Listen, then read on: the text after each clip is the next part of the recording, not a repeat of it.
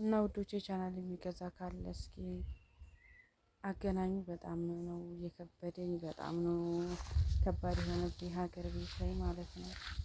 አስቸጋሪ ነው። ቻናሉን ለማስተካከል ትንሽ ከባድ ነው።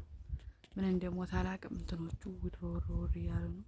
ይሄ ቢለን አካባቢ የቢለን እንትን ጎራ ማለት ነው። ብዙዎቻችሁ ታውቁታላችሁ። ደሴ ቢለን አካባቢ እና ቻናሌ በጣም እንትን ብሎኛል። ሰዓትም ለመሙላት አልቻልኩም። ቻናል የሚገዛ አገናኙኝ።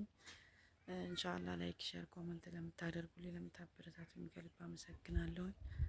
እና በጣም ዛሬ ደብሮኛል፣ ከፍቶኛል። የምሬን ነው የምላችሁ። 4 ሰዓት ከምናምን ሆኗል። 5 ሰዓት ተኩል ምናምን ሊሆን ነው ማለት ነው።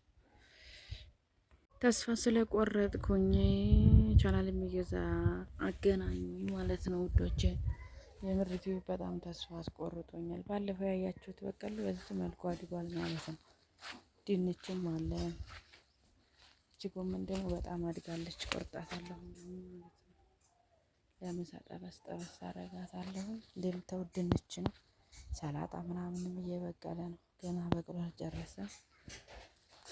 እንዴ ምንድነው አንቺ ይሄ ነው እንዴ በቀሎ ተብሎ የሚኮተኮተው እያላችሁ ስትሉ የነበራችሁ እንዴት ነው አላደገባችሁም?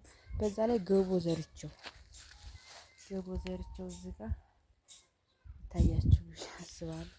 ያምናው የባቄላው ገቦ አለ ራሱ እያበበ ነው። እና ይሄ ራሱ ቢቆፈር ብዙ መሬት ይሆነዋል። በነገራችን ላይ እዚህ ጋር ማለት ነው።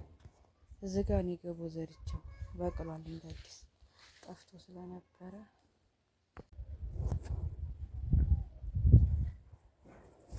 አሰላሙ አለይኩም ወራህመቱላሂ ወበረካቱ። ድና የተከበራችሁ የቻናሌ ቤተሰቦች እንዴት ናችሁ? ደህና ናችሁ ወይ?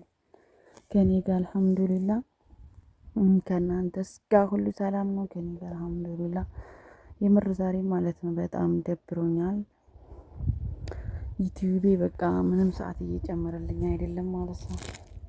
እና ተስፋ አስቆርጦኛል። ቻናል የሚገዛ ካለ እስኪ ያገናኝ። ቻናል የሚገዛ ማለት ነው። ችግሩ የሰዓት ችግር እንጂ ሌላ ችግር የለበትም። ኢትዮጵያ ውስጥ ደግሞ ከኢኮኖሚ አንፃር ሰዓቱ የሚገፋ አልሆነም ማለት ነው።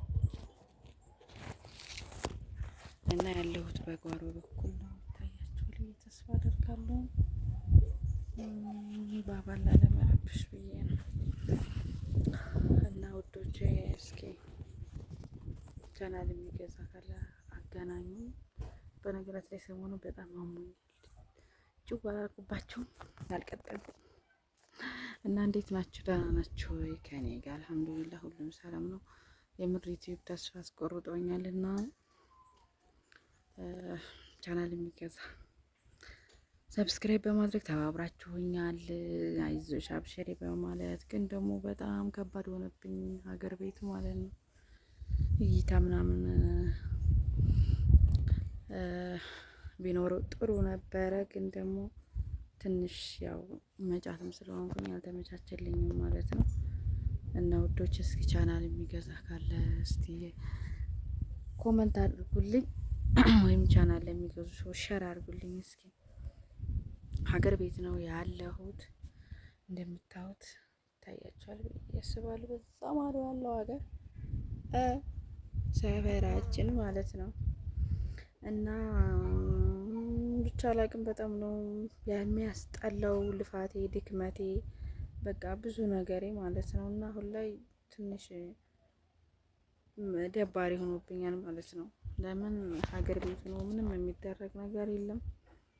ወላሂ ነው የምላችሁ። እና ቁጭ ብለን እናውራ። ቁጭ ብዬ ላወራችሁ ብዬ እኮ ነው። እና አንዳንድ ጊዜ ደስ ሳር ያለበት አካባቢ ቁጭ ብለን እንወያይ። በነገራችን ላይ ይሄ የቤቴ ጀርባ ነው ማለት ነው። እና ውዶች እስቲ ምንድን ነው ለቻናል ልሸጠው ነው። ለምን በጣም ከባድ ስለሆነብኝ ማለት ነው። እስቲ ሸር ላይክ በማድረግ ተባበሩኝና ለሚገዛ አድርሱልኝ ማለት ነው። ለምን ለፍቼበታለሁ፣ ብዙ ነገር እንቅልፌን አጥቼበታለሁ። ስደት ላይ ዩቲዩብ የከፈታችሁ በደንብ ታውቁታላችሁ ስሜቱን እና እኔም እንደ ማንኛውም ይሆንልኛል ብዬ ከፍቼው ነበረ። ያው ሞኔታይዜሽን ተነሳብኝ፣ ክስ ላይ ነበረ። በዛ በክሱ ምክንያት ተውኩት ተናድጄ። ክሱንም ማስነሳት እየቻልኩኝ በሰዓቱ ተውኩት ማለት ነው። ከዛ በኋላ ኢትዮጵያ ገባሁኝ። ኢትዮጵያ ስገባ ደግሞ ሞኔ ተነሳብኝ። አሁን የኢትዮጵያ ዳታ በጣም ከባድ ነው። እንኳን 4000 እንትን ሊሞላ አስቸጋሪ ነው። በጣም ነው የሚከብደው ማለት ነው። ሀብታሞቹም ሀገር ሆነን በደንብ ታውቁታላችሁ። 5 ብር ሞልታችሁ 1 ደቂቃ 20 አትሉም። ኢሞ እንኳን ዩቲዩብ ላይ ልትለቁት እና ውዶቼ እስኪ ሸር በማድረግ ተባበሩ። ቻናል የሚገዛ ካለ ማለት ነው። የማንንም አይደለም፣ የኔ የራሴ ነው። ለምን በቃ አንዳንድ ጊዜ በቃ ተስፋ የሚያስቆርጣችሁ ነገር አለ። ተስፋ ስለቆረጥኩበት ነው። ሼር በማድረግ ተባበሩ ውዶቼ።